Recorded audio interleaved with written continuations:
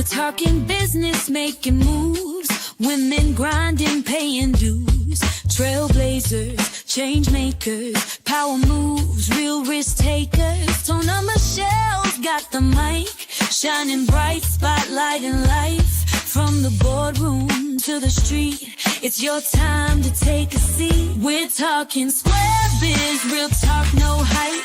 Dreams to reality, changing lives. The Talkin Square Biz. Welcome everyone out there, and happy Thursday. Welcome to the third episode of Talkin Square Biz with Tona Michelle. I'm your host, Tona Michelle, and thank you for tuning in. For those who haven't yet, and for those who will see it later, thank you so much. Listen, I relaunched Talkin Square Biz after putting it on hiatus for a little over a year. But with so much going on in our world, now more than ever before, it's so important for us to build community, to inspire one another, and to share our resources. And so I felt moved to relaunch Square Biz just for that purpose.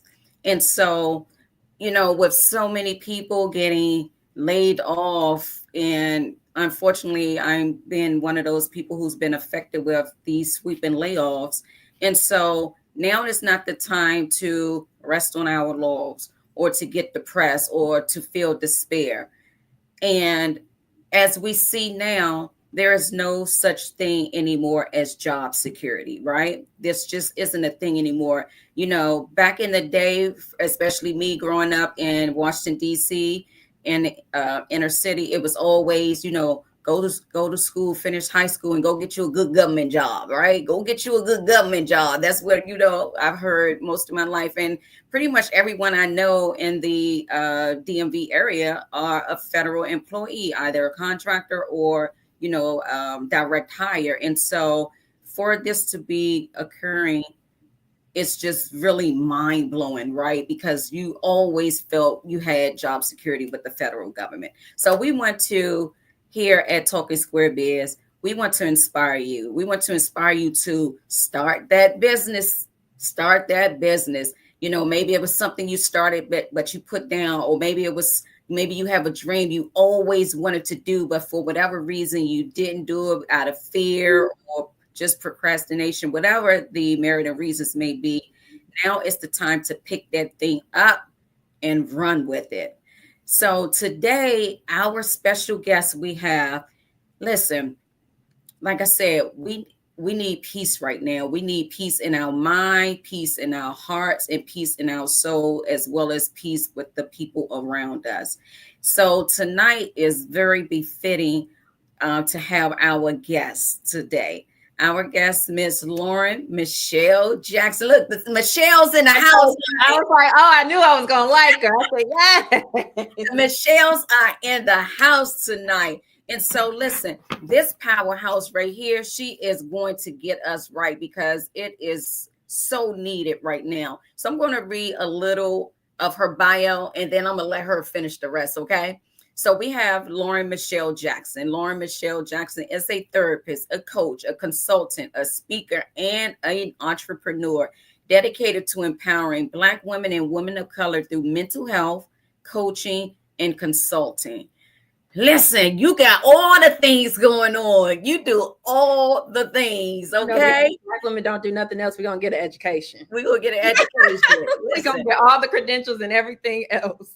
So without further ado, I'm going to bring center stage Ms. Lauren Michelle Jackson. Thank you so much, Lauren, for joining me tonight. It is a pleasure. I'm so excited to dive in tonight's topics, and so you can get us together, honey. So tell the people about yourself a little more to expand upon what I spoke of. Yeah, thank you so much even for having me on the platform. I really don't take that lightly. And I thank you for sharing me in this sacred space, okay? Because we are in definitely critical times. So support and community is everything, similar to how it was in 2020. But I think it's on a deeper level now that we're really kind of coming to grips with what is happening in reality.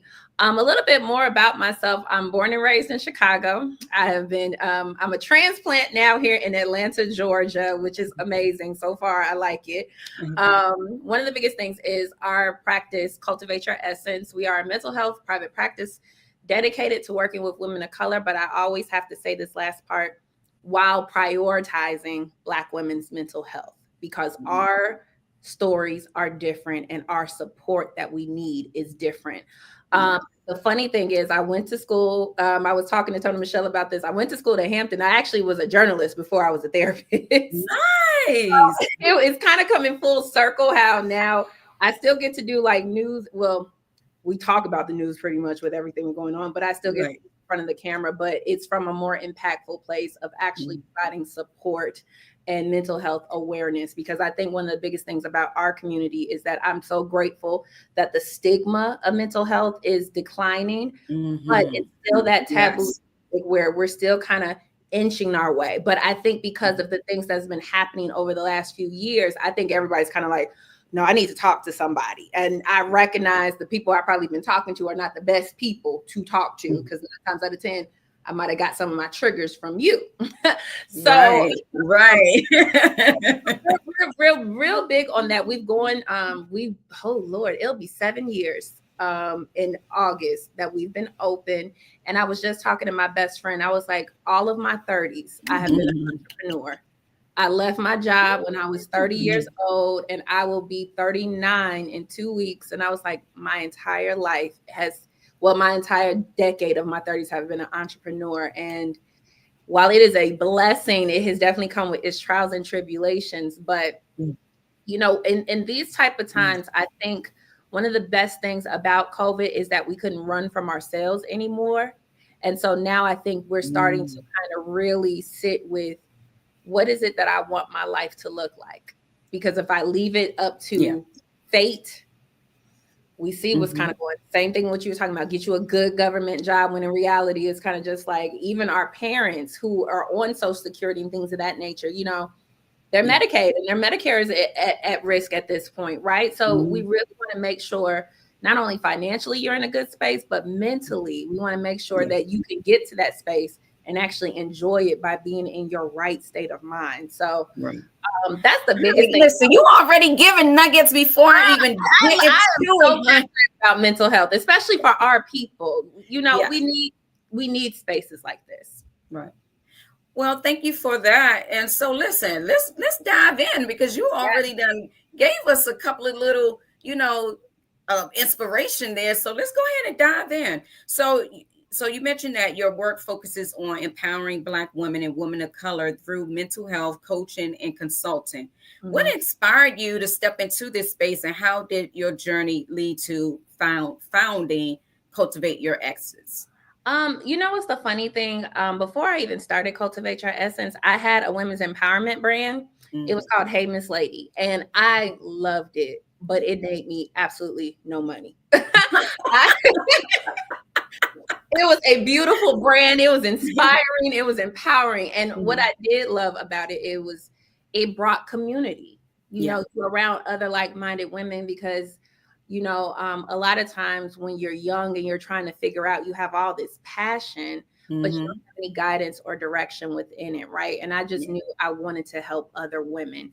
My background is really in domestic violence. That's where the bulk of my mental health training came in. And I really think that was the seed that planted me to be able to say, I specifically want to dedicate my work to women.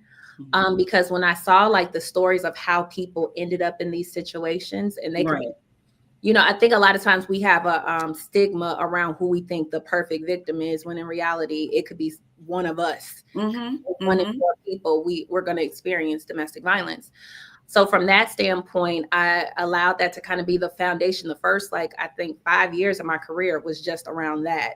And then God started kind of turning the wheels. Like, I called you to more than just work at this social service agency. And the funny thing was, God works in mysterious ways, because me and my supervisor at the time, our jobs were up for layoffs.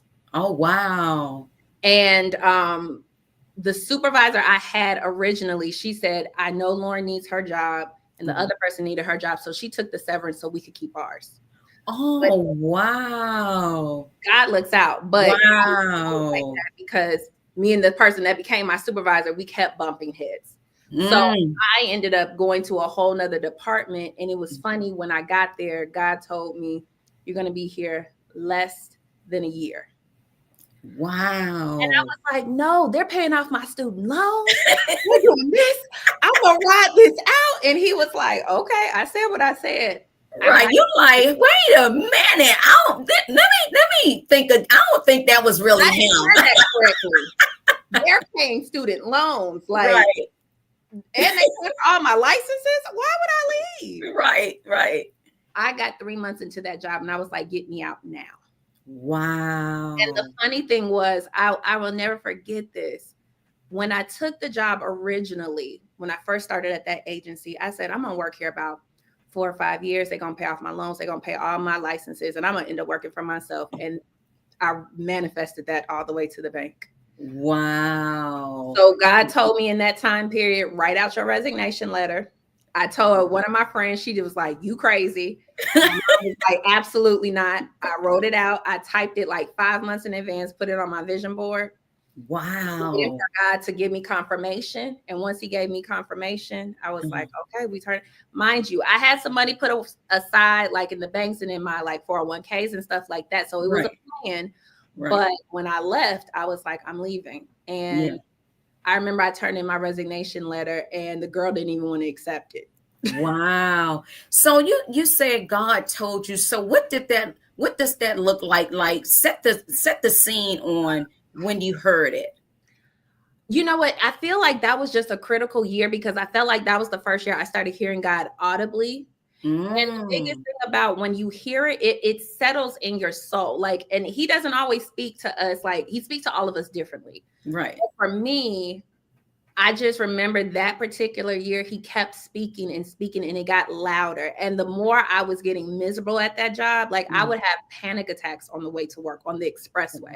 Wow. My hair would fall out. Wow. And it was one of those type of jobs where no matter how much work you did, you can never catch up.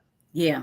You can never catch up. Yeah. So it was really to the point where I was already doing my brand, mind you.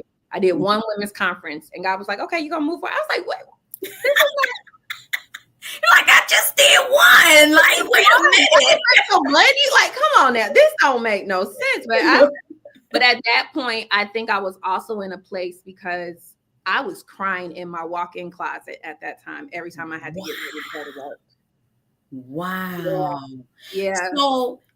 So, you know, a lot of times when God tells us to do something, it may not be where we can hear him audibly. It can be in things that we see or, you know, maybe something somebody said and it's like, So, but we don't usually listen, right? We like, that's in my head. You know, maybe that's something I was thinking and I'm thinking is God. So when you heard it, what was your thought? Did you immediately think, okay, I'm gonna do this? This what he said. Were you in that type of, you know, space where you received his word and you acted upon it?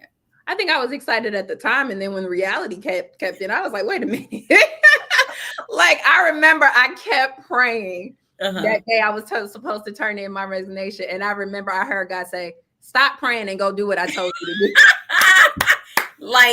like, daughter, I'm not going to tell you again. This is what I said.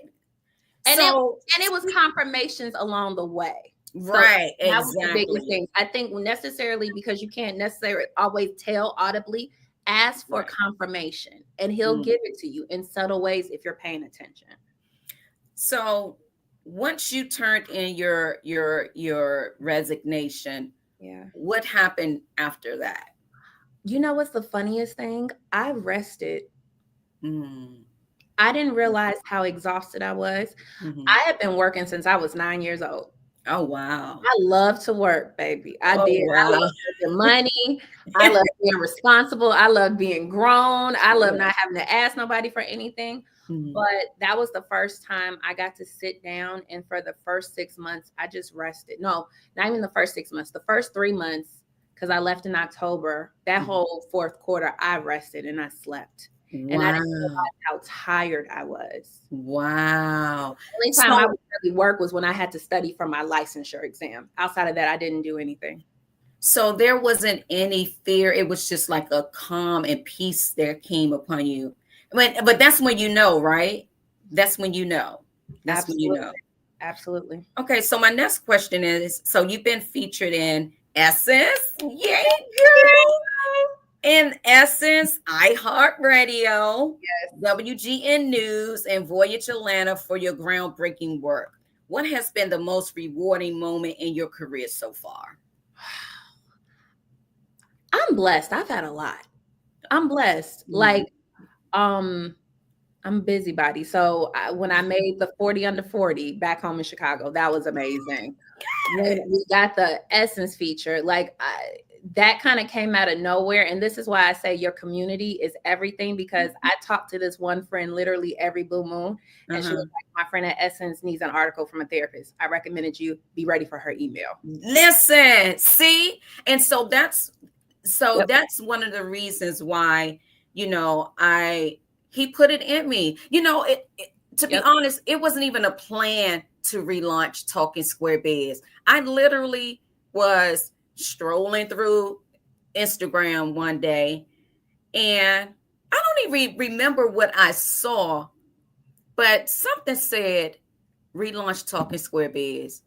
I ain't think a second. I got right on Canva, honey, started. Let me get my logo. Let me get my branding together. Let me DM these sisters, and just like that, you know. And so but what you said was huge. It was something small, and typically it starts off small, but the voice continues to get louder and it gets bolder within you. That's how you know you're on the right path. That's how you know you're hearing God clearly too. But listen, let me tell you, when Thursday comes, I'm not even going to hold you. I'd be like, ooh, child. Like, ooh, child. I got to get up because, you know, since, you know, this all happened with job, you know, we've been completely remote. And so I literally have to, you know, after I log off, give myself a little break. Got to shower, got to get the face beat, all the things. We talked about this on the right. Just to come in the room, do this, go back, take it all off. So in my mind, I'll be like, but then as it starts, I'm like, okay. But that's usually how I am with anything, though. I'd be like, oh. It's a good tired. That's what I call it. You can be tired, but is it a good tired to where it wasn't wasted? Right. So you said you've been blessed. So there isn't one thing in particular that you feel that's, you know, been a rewarding moment, because you've had so many. I think, and I don't want to sound braggadocious when it comes to that. Honestly, I think the most rewarding thing is that I've been able to sustain myself in this business for 7 years. The accolades are great, you know, but sometimes I feel like we get so caught up in, I've accomplished this, I've accomplished that. Right. The fact that I've been able to still keep going. Yes. During COVID. That's it in itself. That's honestly like, and the funny thing is, me and my therapist had to really work through that, because I really had to work through perfectionism. So I would always chase for accolades. I would always chase for this. And I was like a student athlete. I was, you know, a part of student council, leadership, things of that nature. But after a while, I'm like, this stuff is not meaningful to me. Yes. I'm like chasing it. Yeah. You know? It was a way of trying to get validation, but the more inner work you begin to do in yourself, it's kind of like the work in itself. Still the reward, because I actually love what I do. Yeah, I'm now, you know, I just was telling my sister, I'm like, okay, I gotta take some time and buckle down and find me a therapist now, because it's been years since I've been one. I said, in this time, you know, it's like God, faith and prayer, honey, faith and prayer.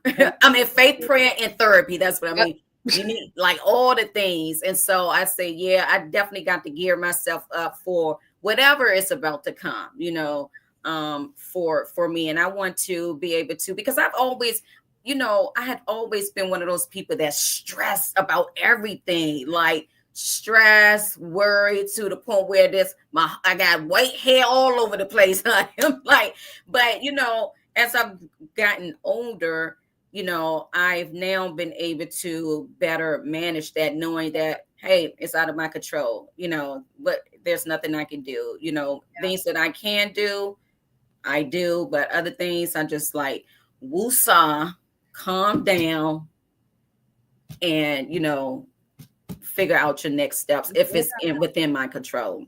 And I think also the one step, we try to step 10. No, what's the one thing? It's good to have the end goal in mind, but you got to remember there's going to be a few steps forward, a few steps back to get there, and being open to that journey. So yeah, I'm with you on that. Okay, I may need to book. I need to book me. Look, you take insurance, honey. Listen. Once we get open in Maryland, because I think that's going to be our next location, I will definitely let you know when we are open. I need you to hurry up with that, okay? All right, so let's go into our next question. So many women, especially entrepreneurs, and we're speaking of, and high achievers, struggle with burnout and self-care. What are some practical ways they can stop prioritizing their well-being without feeling guilty? Yeah, so we just did a retreat in January, and it was called the Black Women's State of Rest.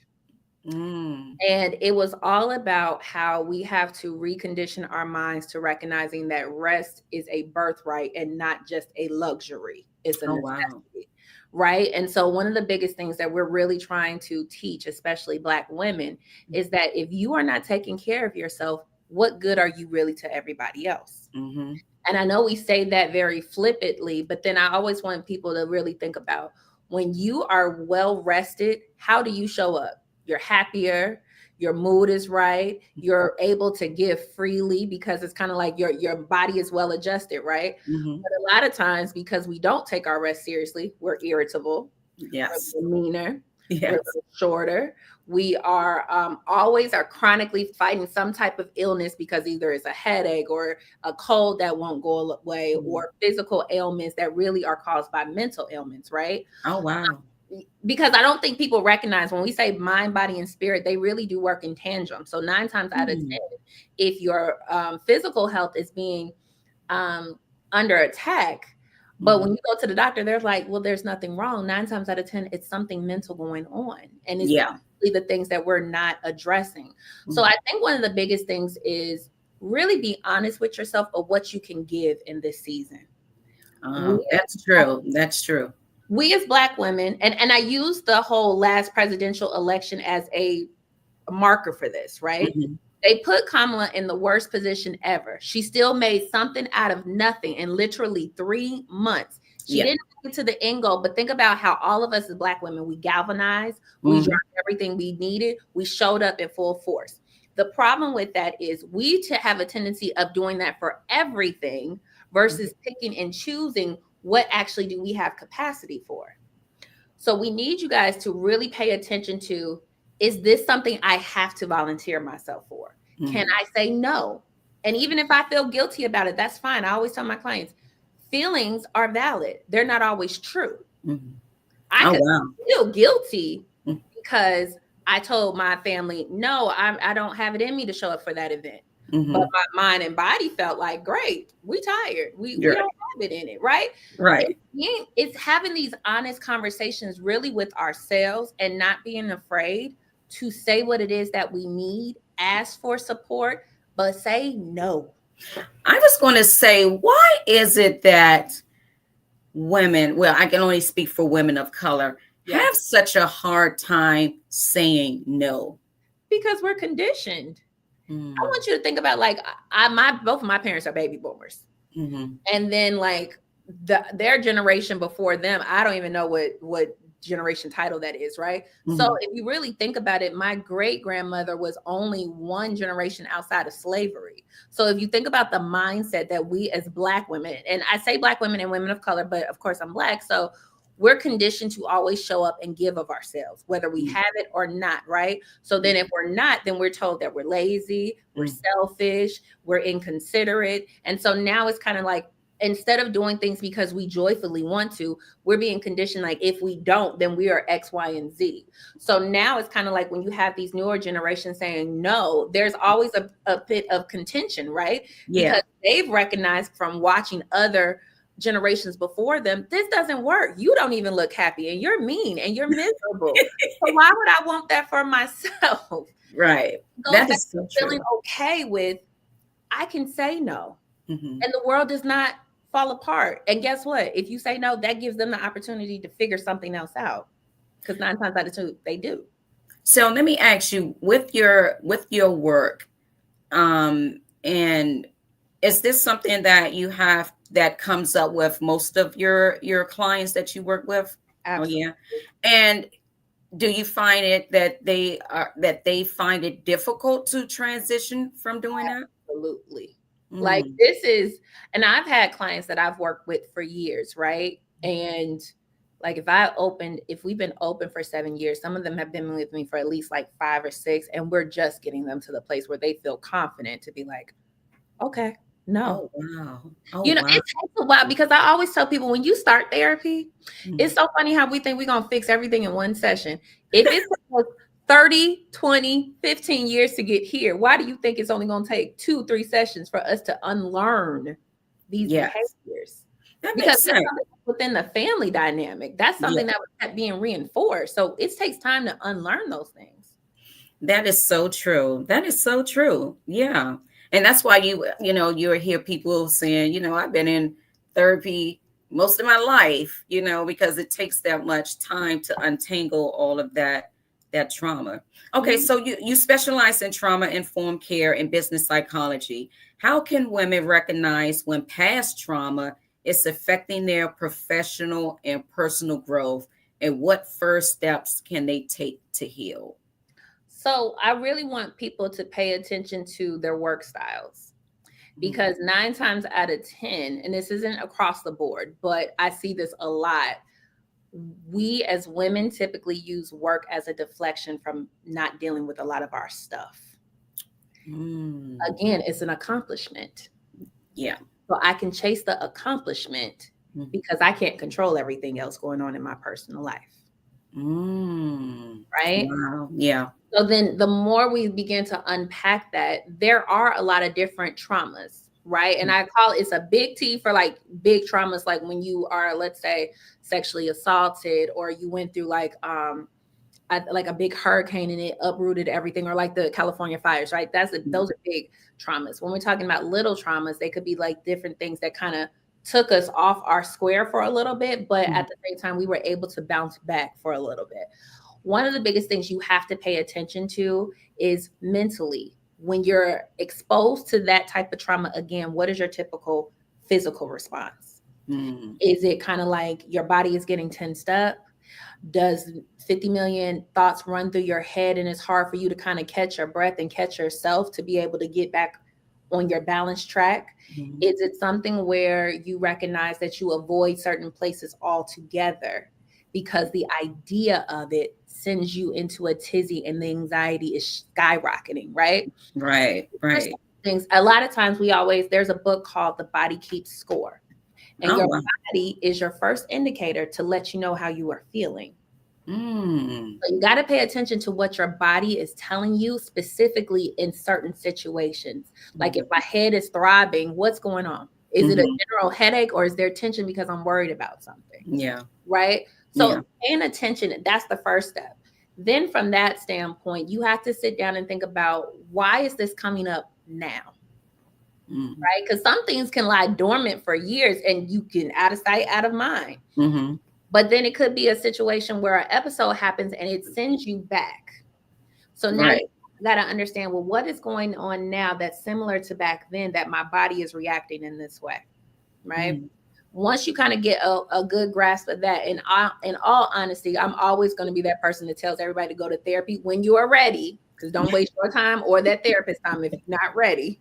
It can be a slow process, but when you are ready, talking to the therapist to help you connect the dots. That is our job.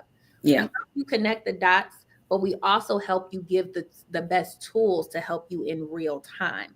Because in work, especially now, when there's a lot of minorities feeling the brunt of working in a Trump era, Yeah. you kind of have to come in with an emotional safety plan as to how to navigate these different things, right? Because there's such a thing as corporate trauma. Yeah. When you are in these corporate spaces, Yep. there is a certain level of trauma that you're being exposed to. And if you don't have the mentorship, if you don't have the community, that exasperates all the other symptoms. Mm-hmm. So it's really taking into account, what is it that I need, not only to succeed in this role, but to thrive and stay emotionally healthy. Yeah. And that's going to look different for everybody. That is so funny you said that, because when I started the job where I am, it was 1 day a week. Then almost, well, yeah, it was a little after a year later, some of us were made to come in 3 days a week. And when I tell you, my body started to react to it, because every time Monday would roll, because I picked to do Tuesday, Wednesday, and Thursday. When Monday would roll around, I would just get so upset, so stressed, to the point where twice, literally the night before, my back went out. My back would go out. It happened twice. One, the first time, it was right when I got at work. My back just went out, and I'm sitting at my desk like, oh my God. And so I left. Then another time it happened the night before I was having to go in that day, and I just end up, calling off. And I'm like, what is going on? So, I'm telling a couple of people, and they were like, what, Tona, did you ever think that it could be due to the stress that you feel for having to go in? I was like, you know what? I didn't even think about that. But then when they said it and I pinpoint, it was every time I had to go in there, that's when I would get the pain. So, yeah. Yeah. And I'm glad you were able to even sit down and think about it like that, because a lot of times we're just so used to pushing through and going with the flow that we don't pay attention to how we actually feel. Yeah. Right. We don't pay attention to how these different stressors are impacting us. Right. Oh, that's normal. It's not. It's not. Yeah. Yeah. We got to pay attention. Look, especially when you start getting up in age, you definitely got to start paying attention to what's going on, because not everything, like you said, is, you said that the mental affects the physical, right? Yep. So, all right. So let's roll right along. So you incorporate, I heard you mention, about, you heard the voice of God. So you incorporate faith and culturally responsive approaches to your work. How does spirituality play a role in mental wellness? And how can women align their faith and their personal and professional goals? So for me, faith is the center of everything. And I'm very mindful, one, not to push that on my clients. That's not my responsibility or my role. But what I do get to do with my clients, I get to learn about those aspects of it. So when they're coming in, we talk about, hey, what keeps you going? What is something that helps to center you and anchor you? And for me, even starting my practice, even starting that first brand that didn't make me no money, that was all God's essential plan. Right. And I think one of the things, if you are a person of faith, regardless of what your faith is, if there is a connection there, that is always your internal GPS.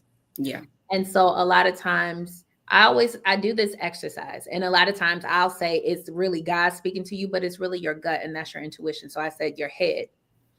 What is your head telling you? Because that is the most logical thing. It's always going to try to make sense out of everything. What is your heart telling you? That's the emotional side. That's the ooey gooey side. It's like, oh, flowers, love, right? Sad or whatever the case, right? So you're always going to talk to your head. You're going to talk to your heart, because they're going to conflict. Yeah. But once you've acknowledged everything here and you've acknowledged everything here, now you get quiet. Listen to what your gut is telling you.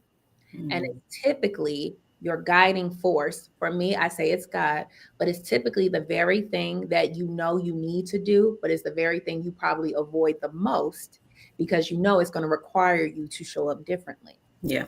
Right? Yeah. And so you saying that made me think about when I was, in the shower, getting prepared for today. And I was, so throughout the whole thing, when I found out about the job, when that whole thing happened, surprisingly enough, I've been pretty calm about it, because one of the things that I wrote down, because I don't make resolutions, I set goals. And Yes. the top one was to grow stronger in my faith. And so by me doing that, I haven't really felt that, oh my God, like what am I going to do? Because I've kind of been here before, just not in Yep. this way. And he got me through. Yep. He made a way for me. And so with that in mind and having, I'm like, he's going to work it out. But for some reason today, it was starting to creep up in me. It was starting to well up in Yeah. me. And I had to literally say, girl, stop. But that's normal. Yeah. I think we tend to forget that anxiety, depression, things of that nature is a normal emotion to have. What we want to be mindful of is if it's prolonging. Yeah. But we're all going to feel anxious. You are worried about your job security and your livelihood. Right. Wouldn't be nervous about that. Right. Right. That makes sense. And giving yourself permission to have those moments. It's like, look, I'm going to have a freak out moment. That's fine. Right. Have it. It's this one meme that I saw on Instagram. It's like, I know God's going to work it out, but I just got to be dramatic for a little bit. Right. Because moments, you human. Yeah, that's it. Right. So that's why I had my moment. But me, I'm a Scorpio, honey. We can go down. We can go deep. So I'm just going, I'm like, oh my God, what if this, I haven't heard back from this job, whatever. I'm like, girl, start back applying. But the other thing is too, so I launched October Moon Branding, right, in 2022. And it was a dream that God had placed in me like a year or so prior to the 2022. Yeah. And, I was excited. I contacted one person who I was, in a creative space with. Hey, I got this idea, let's start a production company, let's do this. And they were like, yeah. And I was like, okay, we got to put it in writing, because I'm all about, when I told business, I mean business, like we got to put it down. So then at that point they were like, well, that's okay. Yep. So then I kind of like, oh, okay, whatever. So then I just left it alone.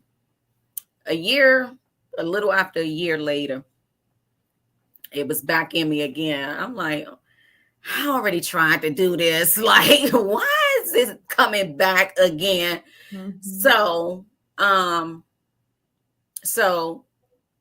I listened and, started making, because I'm like, okay, I know my part in it that I'm supposed to do. I still need pieces of this puzzle to make this thing happen. So I reached out to one person. When we got off the phone call, I was like, oh, that's not the person. Then somebody else popped in my head. I was like, yes, that's the person. So anyway, we hit the ground running. And then something had came through. So then I was back working somewhere where I had to be inside of the office. Yeah. Whereas before, when I launched the agency, I was working for a company that was fully remote. So anyway, I say all of that to say that as I'm freaking out today, well, not freaking out, but as I'm having my moment, yes, there was a voice that said, you need to work your business seriously. And I'm like, oh, that's going to be a lot of work. And then I'm like, is that me saying that, or is that God saying it? Like, I don't know which one's saying it, but some like, you need. No, I think that Yeah. And that's the part. Right. Yeah. We just think about, what all is it going to take of us? Yeah. Yeah. That's true. But you know. Yeah, I know. And that's the part I tell people all the time. 9 times out of 10, you know the Yeah. answer. Yeah. It's just you need the safe space to be able to hear somebody who's non-biased to say, I think you actually know what you're doing and what you're talking about, but you may need a little bit more room to explore what the possibilities could be around it. Sometimes I think this is a part of like the procrastinating and the anxiety is that we keep trying to make sure it's perfect in our head before we get started. No, you start. Yeah. Just start. Yeah. I mean, and I'm typically one of those people. I just start, like I say, even with this, it was like, oh, okay, I'm supposed to be doing that now. Okay. Went right to it, And so let's get to that. Listen, this is good, honey. I'm saying that last thing you said, I'm like, we need to dive deeper. So what I need to do? I know she like, this is session. Hold on, y'all. What I need to do again? Okay, so you guide individuals in aligning their lives with their core values while building sustainable success. What's one common mistake people make when trying to find their purpose, and how can they shift their mindset? Should I read that again? Did you get that? I kind of got it though. Okay. I think one of the biggest things is sometimes we always think our purpose is aligned to our careers. It may explain. Don't get me wrong. Purpose is still something I believe is intuitively in you for you to give back into. It's effortless for you, right? It takes nothing. But sometimes I don't necessarily always believe it's connected to your career. It could be. I think it could be an aspect of your career. But when we talk about purpose, that's more of what can you be of service to that comes off easy for you. That, if I'm not doing this, I am not living my best life. Like I'm not in alignment with what I'm supposed to be doing. You feel off. Really do feel off and awkward within yourself. And it's kind of just like, a lot of times we're trying to run around aimlessly trying to force something. When in reality, if you take a step back and you really just think about what is something that I'm very passionate about that comes easy to me. And even if it was difficult, I would still love doing it each and every time. Yeah. And that may look different. And you can have more than one purpose. I think a lot of times you can stumble into it, right? I went to school as a journalist and then I became a therapist. The two go hand in hand together. Let me be very clear. Okay. I had to ask nosy questions in order to I had to ask nosy questions to help you connect the dots to see how we got to this behavior. It all kind of weaves in. And like people can go from one career to the next, to the next, to the next, because the purpose didn't change. The way it looked changed. That's a great point. Because most people, when you hear, the gurus and everything, they always saying, what's your purpose? As if it's just a singular thing. And myself, I thought that, and now until talking to you, I felt that same way, that it was singular. Like there wasn't, purposes, that it was just that one thing. Yeah. I mean, I felt that same way until I had to keep living. You said life told me different. So when I came out of school, it was in 2008 in the recession. Wow. I didn't have a job. Now, mind you, I worked for Chicago Tribune. I had a job offer with CNN. I worked for ABC and all these other good things. When I left out of school, I could not find a job. Even the people that I reached out to who are my mentors, they was like, we want to give you a job, but we're trying to keep ours. Wow. So when I went back, I remember I woke up because I was like, I know I did not go to school to get a degree and I'm working in the mall. Yes. Oh, wow. And I think, honestly, God used that because I was just like, Lord, I need something to be excited about when I wake up in the morning. So I randomly went down to check out this school. And I was just like, okay, well, let's just check it out. By the end of the day, I was enrolled. That was a whole nother different story because And now, what school was this? What was this? So the funniest thing is, and this is how I know God, I'd be like, see, if I go back, you gonna pay for it. This was Argosy University. And for those of you guys who are aware of Argosy University, they got closed down because they were doing fraudulent activities. Wow. So when they recruited me, what they failed to tell me was they were going through the accreditation process. They were not accredited at that point. Oh, wow. It worked out where they did so well that it got accredited, and it got accredited full stars. But because they didn't tell us that, they brought us under false pretenses. And I applied 7 years ago, bring it back full force. My loans just got forgiven because of that. Wow. Wow. And remember when I said I was scared because I'm like, God, they paid my student loans. Well, they did. They paid the undergrad. He took care of grad school. Look at that. Look at that. So I share all of that because a lot of times, again, we think there is a specific path and it's a straight line. It's not. Yeah. The more you're open to possibilities, the more you're open to the way your life can really kind of come together full circle. You look back like, what? This is the first time I've had to talk about my other job, and God knows forever. And even when I'm talking to you, I'm like, dang, girl. Because it was traumatic. First of all, working with domestic violence patients is enough in itself. And on top of it, working in the hood of Chicago is another. Yeah. You know, and I'm from the South Side, but even still, I was like, oh no, this is the part I don't really be fooling with. But, you know, it's our journeys, typically, they're all in alignment with one another. You just have to sit back and do what you're called to in those seasons. Yeah. When I was a manager at the mall, guess what? It helped me to manage my numbers when I was working in that social service agency to keep our funding. Now, as a private practice owner, when we have specific goals, when I had to hold my teams accountable to meeting their KPIs and the numbers so that the revenue comes in, all that stuff, that little job that I despised, helped me in my leadership role. That is so good. And as you're right, and as you're saying that, it just made me think about the conversation where I had with my one of my sisters last Friday. And so I do a lot of TV segments, right? Look on here, the local networks here. And I love fashion. Like, it's been Emmy ever since, a child. Yeah. And so, I had cosmetics, skincare brand. I had several online boutiques. I dabbled in styling a little bit. And so my sister was saying, girl, you need to just go ahead and stop playing and get back into it. And I have to tell them that's not my passion anymore. Like, let me take that back. It's not something that I want to pursue a career. I love to do the TV segments because I love putting together the looks.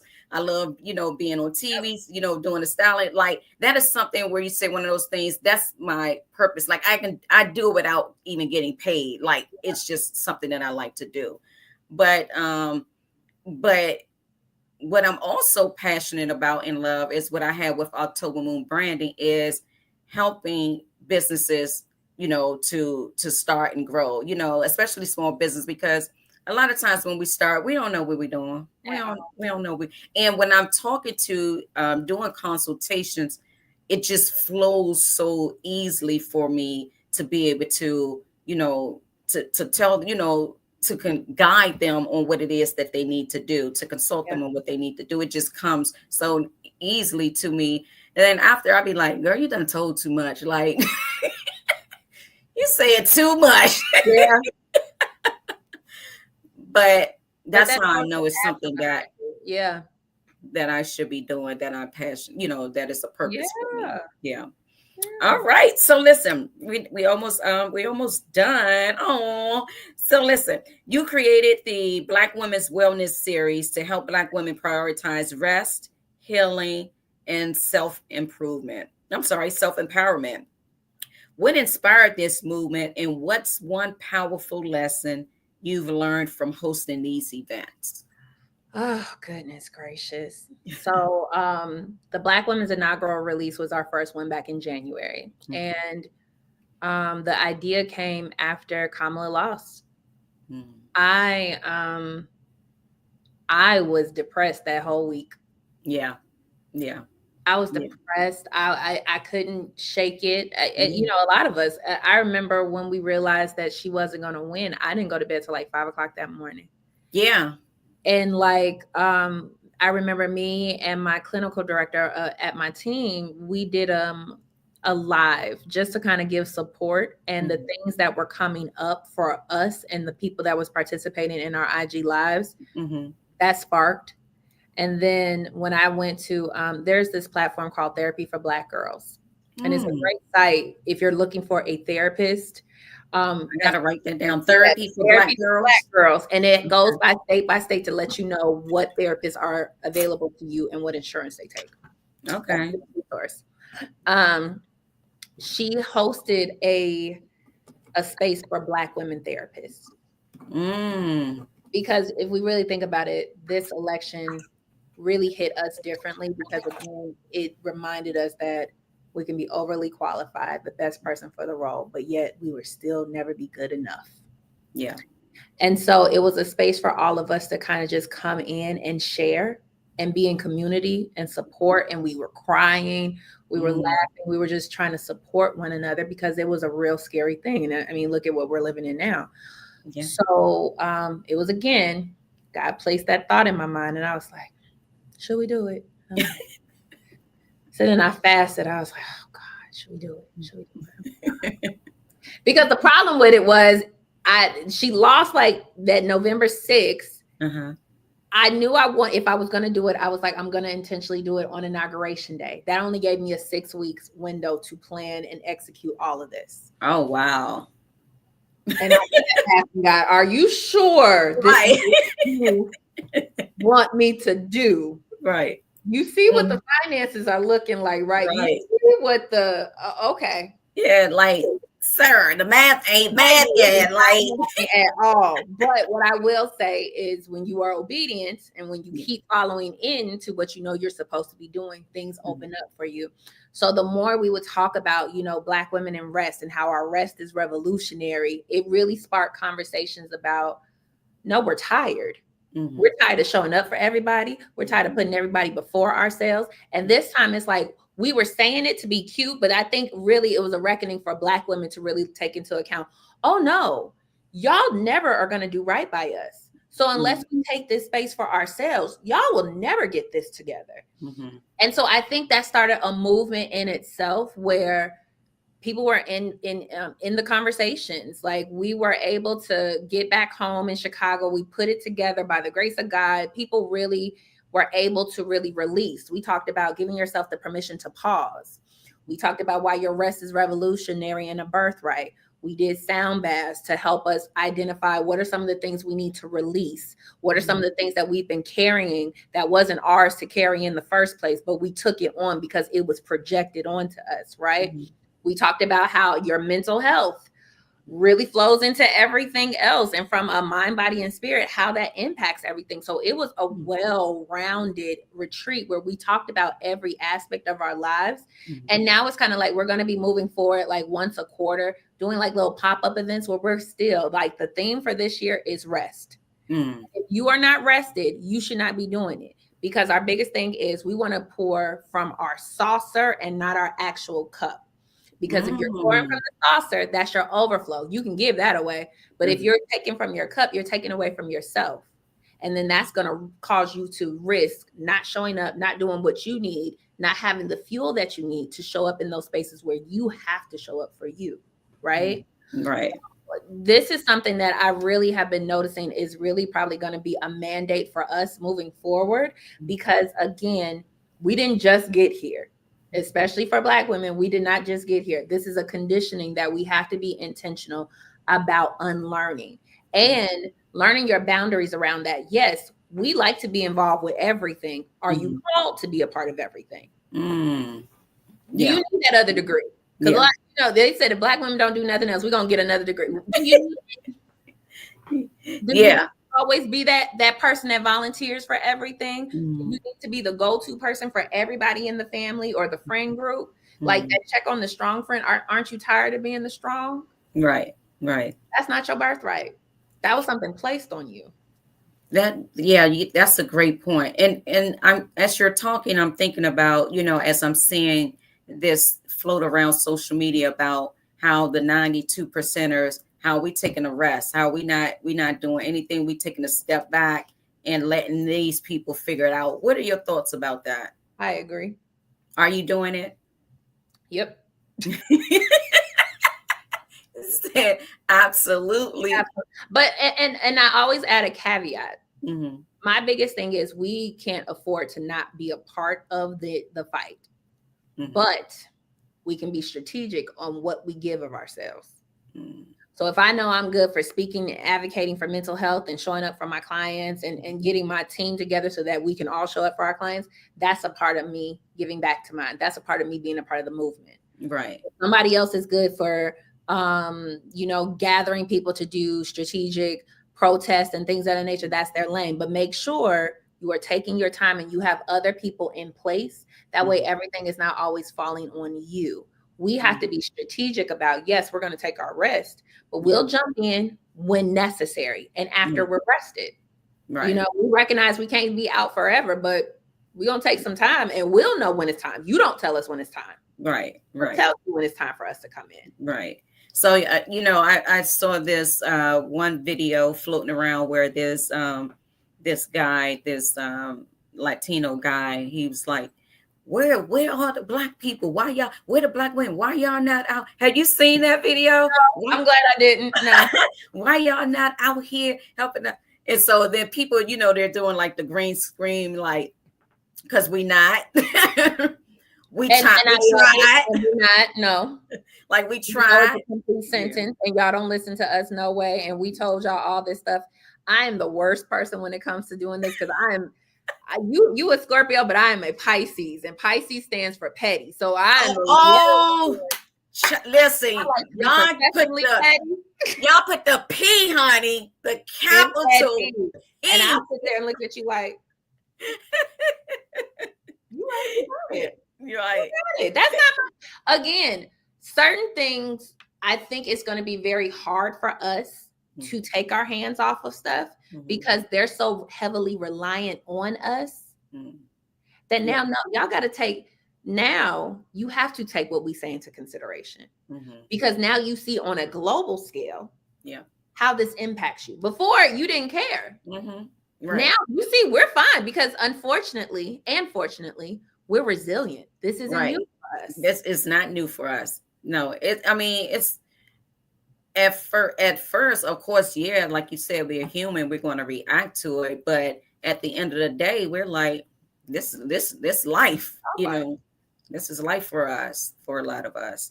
And I think also too, what people tend to, there was a viral TikTok of this young lady, and she was seeing a white therapist, and she was a Black young lady.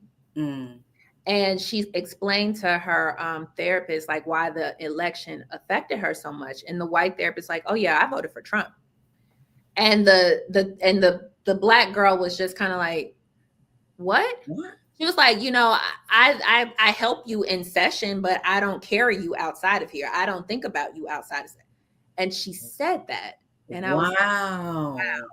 So what the young lady broke down, she was like, the problem is when we as Black women step into the voting booth, we know we're not just voting for ourselves. I was thinking about you. I was thinking about your reproductive rights. I was thinking about the whole feminism movement. I was thinking about the greater good. You did not take me into consideration at all. And I think that is something we always knew, but now we're really coming to the reality of, no, they really don't. They benefit from us. Yeah. So now we have to be strategic on, well, if this is going to be a mutually respected relationship, both of our needs need to get met. Yeah. And now I really feel like we're in the perfect position. We're like, oh, you need us now, right? Right. Here are our demands on how you're going to show up for us now. Yeah. Yeah. I love it. Wow. Around that. Wow. I wonder what made her choose. I think it was proximity, and she's a college student, so she probably went with whatever was available to her because in the field, we only take up 4.3%. Wow. And that's just of Black people in the mental health field. We're not breaking that down by master levels, doctorate levels, men, women, because a lot of us is still more women dominated. Yeah. So if they don't have access to us, Yeah. depending on where they're at, which is honestly the best thing that kind of came out of COVID for us, is that we are able to be virtual because Right. I was going to say that. Yeah. Yeah. Yeah. And that, I mean, in that expansion. Yeah. You can be seen. Yeah. That was definitely a great thing. And that expansion, so that, it is more accessible for people, that you don't have to like, oh, I don't have the time, or, and things of that sort. So my last question is, for women who are in leadership roles or running their own businesses, what are 3 key strategies they can use to foster a healthy work-life balance and still achieve their goals? Prioritize your rest. That's First thing. That's number one. Yeah. I always say, like, our bodies are like computers. You got to detach them. You got to shut them off. You got to let them regroup. You got to let it sleep. You got to give it what it needs. And and I'll even admit, this is something I had to learn the hard way, because one of the biggest things is when your body sits you down, you don't know if your body is going to let you get back up. Yeah. You know, you're running yourself down to the ground without any boundaries, and then you wonder why you're exhausted and tired, and then you don't have it to give. Right. Or people don't maybe want to be around you because you're so grumpy and irritable because you didn't take care of yourself. And then you get mad because other people didn't do it, but you ain't require them to do it because you're not doing it for yourself. Yeah. So that's number one. Number 2, be open to the journey. I think we try to rush our journeys, rush the process, when in reality, when you are being open to the journey, if you fail, because you have to fail your way to success, contrary to popular belief, what are some of the learning takeaways? Because if you look at it from that standpoint, it helps to mitigate when there's a shame spiral, when you're trying to get down on yourself, when there's the negative. Because in business and in your corporate career, it doesn't matter. You're going to go through ups and downs. You're going to go through hurdles. It's fine. It's normal.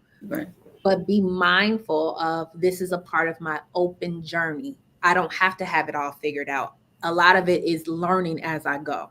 And number 3, the biggest one for me, is mind how you talk to yourself and how people in your community and your support system talk to you. Yeah. How you're speaking to yourself is going to dictate how you show up in the world. How the people around you are pouring into you. If they're negative all the time, if they're always kind of looking at things at the glass is half empty instead of half full, energy is reciprocal. Yeah. Transferable. Yeah. That energy can easily transfer onto you. So you have to be mindful of who you're surrounding yourself with, because again, it goes back to mentally, how am I viewing myself? How am I showing up in the world from that standpoint? And don't be afraid to ask for support. Yeah. In whatever way, shape, or form that comes. Do not be afraid to ask. Like, I'm still learning that. Like, I legit had to have a phone call with my auntie who had to get me together today. Like, next time, talk to your resources so we can help you a little bit more. And it was one of those things where I was like, yeah, but you've admitted, and mom admitted, and that one admitted, y'all don't like asking for help. So why are we surprised when I got to the place and I ain't asked for help? Right? But so why do you think that is an issue still for you? I think it's really kind of unlearning. I think whenever I was taught, and I'll even be transparent, when I was to ask for support or ask, it always came with somebody trying to make me feel less than, or somebody feeling like they could throw it back in my face. I will never give you that. I will struggle. I will, and I have, and it was one time I will never forget. Oh my God, sister was so mad at me.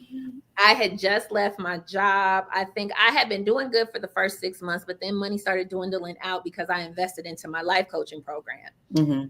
So a lot of my savings, it was eating it up. And it was at one point in time, I really did not have like groceries in my refrigerator. So I was just like, okay, we're going to make the most of what we got. And I remember my god sister at the time, she had access to food stamps, and she was like, well, just come to the grocery store and I'll get you some things. And I was just sharing with her because she's like my little sister. So I was just sharing like, yeah, girl, I ain't have da da da da. I will never forget that girl hit me upside my head in the Walmart parking lot. And I was like, if she was not my sister, I would fight her right now.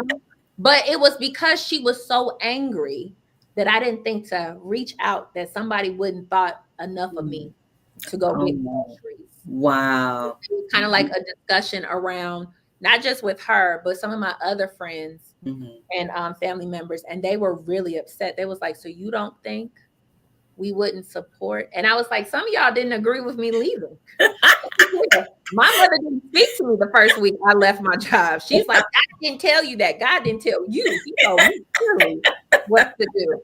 And you know, and that's something I think we all have, that one thorn in the side that God always has to kind of like, let me gut you real quick. Let me get you back in alignment to realize you're not meant to do this on your own. Yeah. So it was forcing me, like this year, I'm being very intentional about having hard discussions.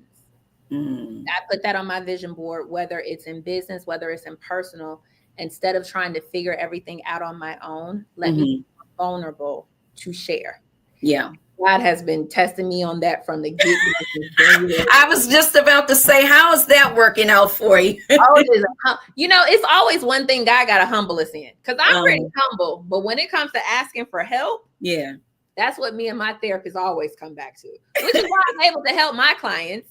Right. You know? And you know, it's for all therapists at some point in time when we're talking to our clients, we're like, now, girl, why don't you do that for yourself? That was good. That was good. Like, how about you follow that yourself? You know, but we're human. We're human. And I think that was the biggest thing that I had to reconcile with. And I actually just had this kind of reflection a couple of weeks ago where I made a big mistake in business, but thankfully I have support to help me get on the other side of it.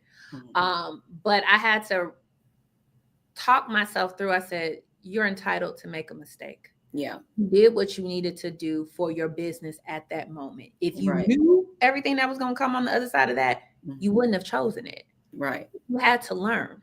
And that's okay. And sometimes a part of having those conversations is you got to sit through some conversations. You be like, okay, fine. I got to eat it. But other times it's like, no, I need you to actually take heed to it so that we don't keep having to repeat the same one. Because this is the same lesson I keep having to learn over and over and over again. And it's kind of just like, okay, now it's sinking in. Okay. And it's a battle still, but it's sinking. So you said about, you know, having the hard conversations. You're not necessarily talking about conversations with others, but within yourself. Oh, with everybody. Oh, okay. No, like sometimes because, and you got to think about it, I was raised by a single Black mom.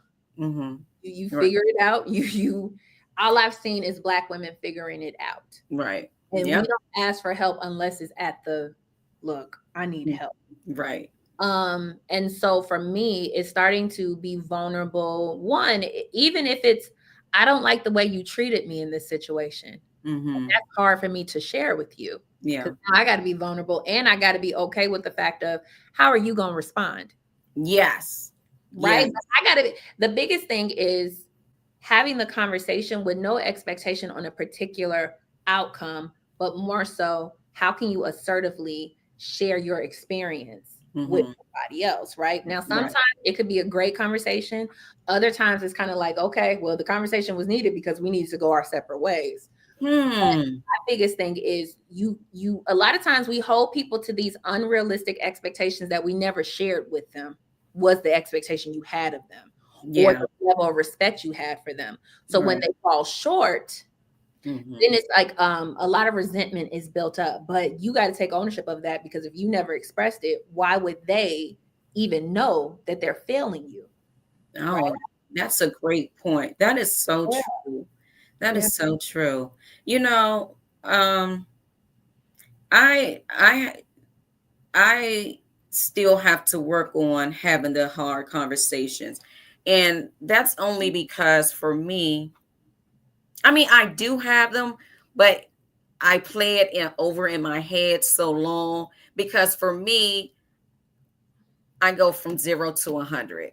And so it's like, okay, I really have to think through it, sit through it before I have the discussion, because which is good.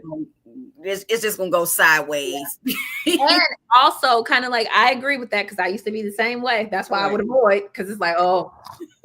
But the problem is, when we avoid, it's going to be even worse than what it could have been in the beginning. Right, because it's building up. It's piling up. Yeah. But I like what you said. Let me sit with it. Let me process it. Mm-hmm. That way, when I share it with you, I'm coming from a cool, calm, collected place. Now, it might get escalated. Right. Triggers may flare. Mm-hmm. But depending on who you're having this conversation with, really think about it. If it's a friend, I should be able to talk to you as a friend. Mm-hmm. If it's a family member and there's a level of respect and love and things of that nature, I'm going to be mindful of how I come at you, because I still want to salvage this, but I have to be honest with what my experience is, right? And I always emphasize, do not be so hell-bent on a particular outcome. You're not in control. And that's one thing that I notice, we as Black women, we try to overly control everything because we don't feel like we have a lot of control in our lives on certain things. It's so true. That is so true. Because, you know, when I think about people, you know, females work or friend or whatever, it's always that common theme with control in each of us. And that's a conditioning. We were taught that, genuinely, we were taught that, because you know how there's that saying, and I love how Michelle Obama said it. They said we have a tendency of raising our daughters, but coddling our sons. That is true. And that's so funny you said that, because I've asked my, my sibling and females who have sons, I'm like, why do women do that? I'm like, I don't have any kids of my own, so I don't know. But from the outside looking in, I'm like, now when we was this age, but them, I'm like, you'll be giving this one chance after chance. I'm like, what is that about? A lot of it, again, is because they're projecting their experiences, right? Because they already know society is going to be 10 times harder on us. So to a certain degree, I think they're in their minds, they're trying to set us up for success, because it's not going to be easy to us, right? What is that big old saying that all of us get? You got to be 10 times better to get half as much, right? So I think they really instill that in us, while they don't recognize they're diminishing us at the same time. Yes. Because I remember I had to tell this to my mom, because, you know, she's 75, so the age gap is there. Right. So try and God bless her, to a certain degree, she's kind of getting it, but later in life. But I had to tell her, I said, you know, when you don't allow me to make a mistake, you take my humanity away. Like, I'm scared to make a mistake, because I'm scared of what the consequences are going to be. And 9 times out of 10, the consequences are going to be hard, but the way that you responded to it made it 10 times worse. Yeah. Or you get upset because, you know, if you notice, there's a lot of fractures between the mother-daughter relationship. Oh, listen. Black mother-daughter relationships. Yes. Because you don't create, a lot of times the mothers do not create safe spaces for their daughters to be able to come and be vulnerable. Exactly. Or would you be envious? Because this is something I've had to, it showed up a lot in our work. Are you envious of your children because they're able to accomplish more? They're not as fearful as you, and yet and still they didn't have to go through all of the barriers you did. Right. Yeah. So there can be a lot of things about that. There's a grieving process around for everybody. The parents grieving that they don't have that control. That part.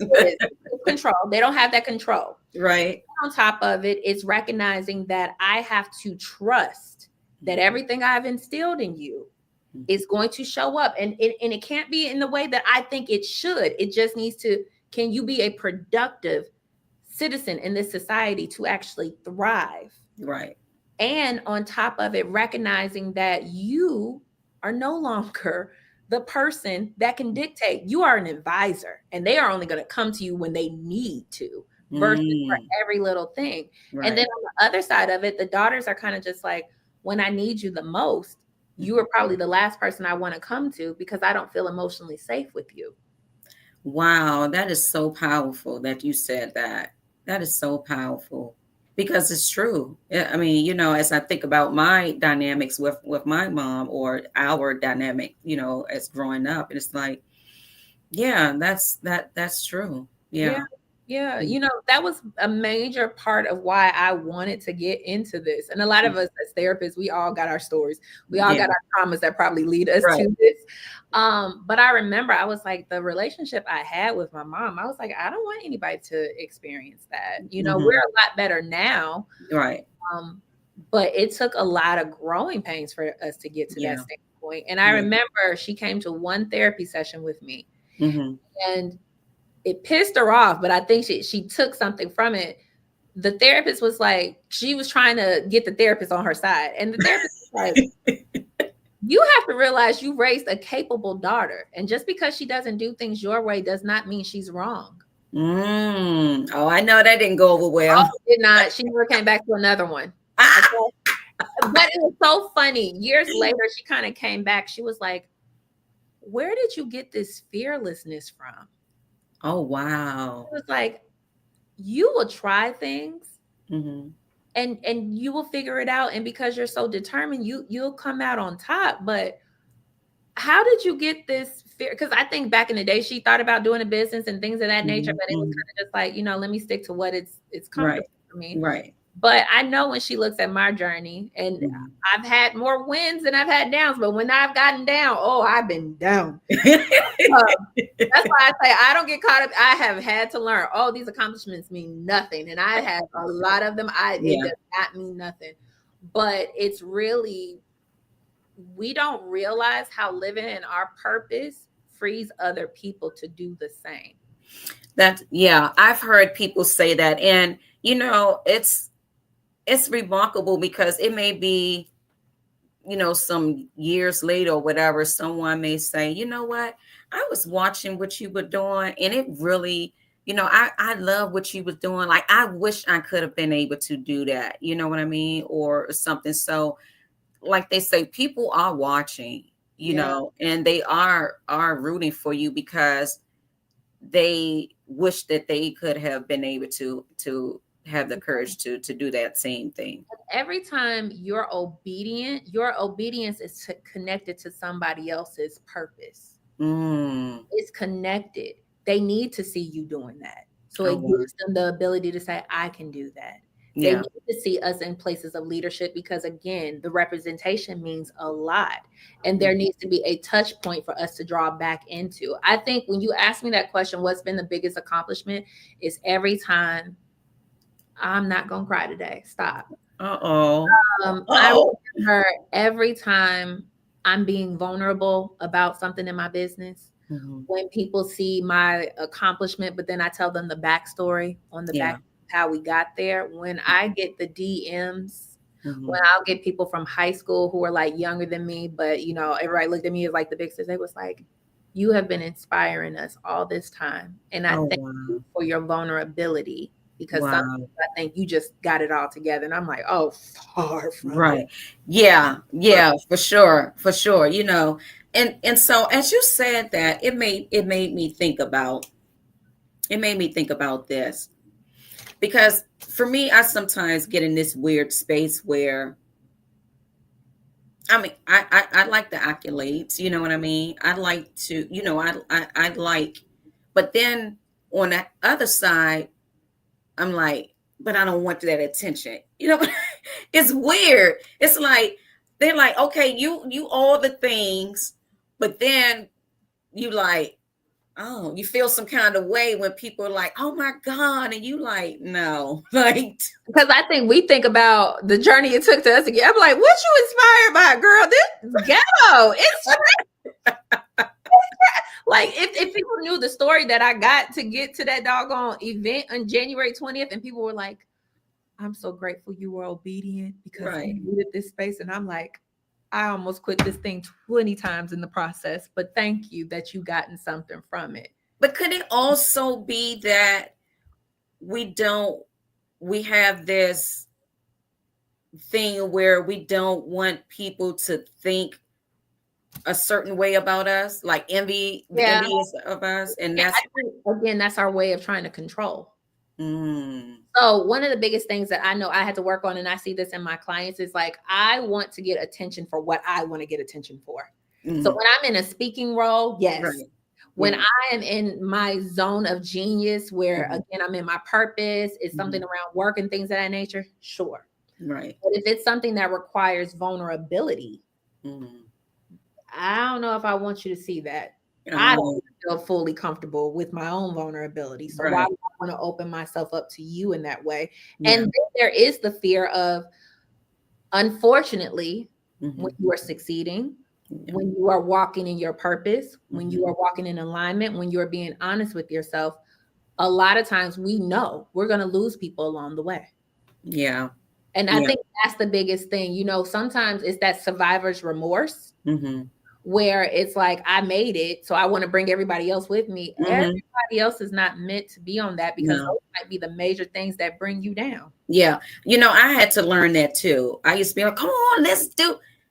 But then I had to take a step back and like, no. You know, Go ahead. I'm sorry. No, but it did come from me actually hearing people share their story, you know, and like you said, like people, you know, starting like everybody not supposed to go. And then I'm like, you know what?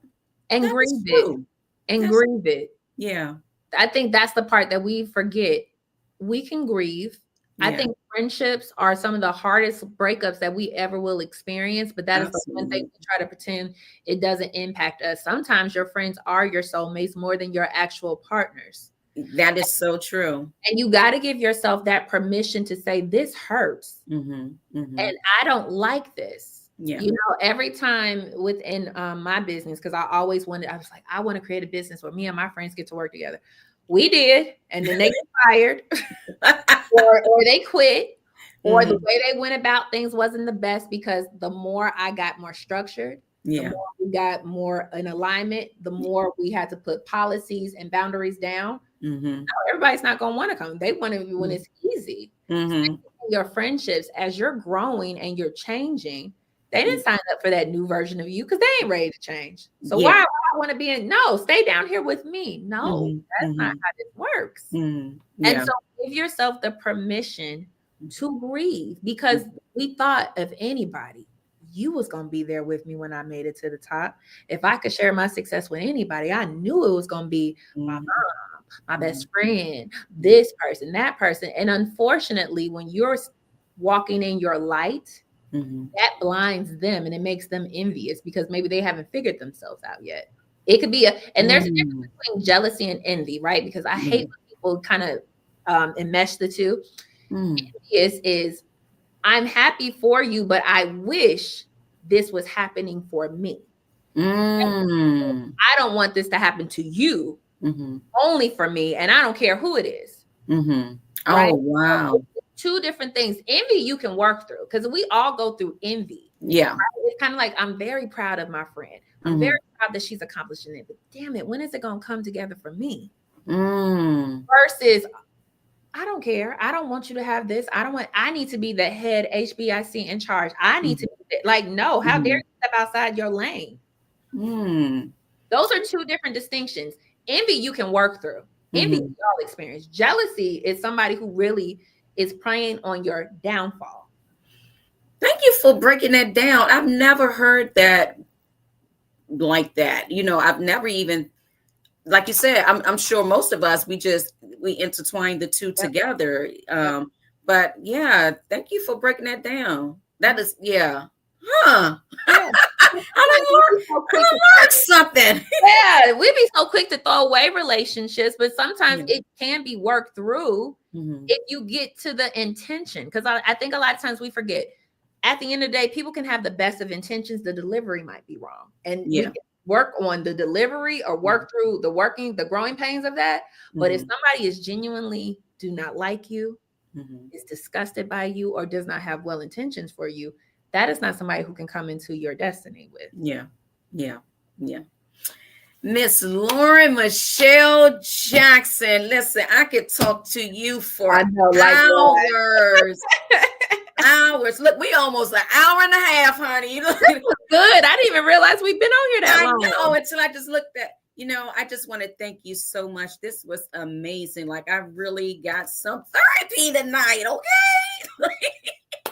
That's right. Take your nuggets where you can, girl. Yes. I'm definitely going to take those.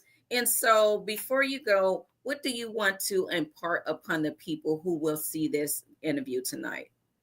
I really want people to cultivate their rest. Mm-hmm. I want you to prioritize it. I want you to recognize that you are worthy of it. The awards, the accolades will come. Don't get caught up in that, because they will come and they will go. Mm-hmm. What you are anchored in, what your higher purpose is, what you know you are called to, that is your GPS internally. And if you stick to that, you have no choice but to succeed, even if you do fail along the way. Okay. And therapy is for everybody.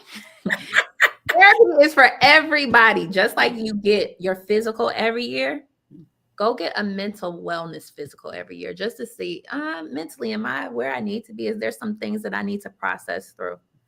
We're here. And so if you have the resources to take advantage of it, and even if you don't, most practices offer sliding scale. They will work with you. Just ask the questions.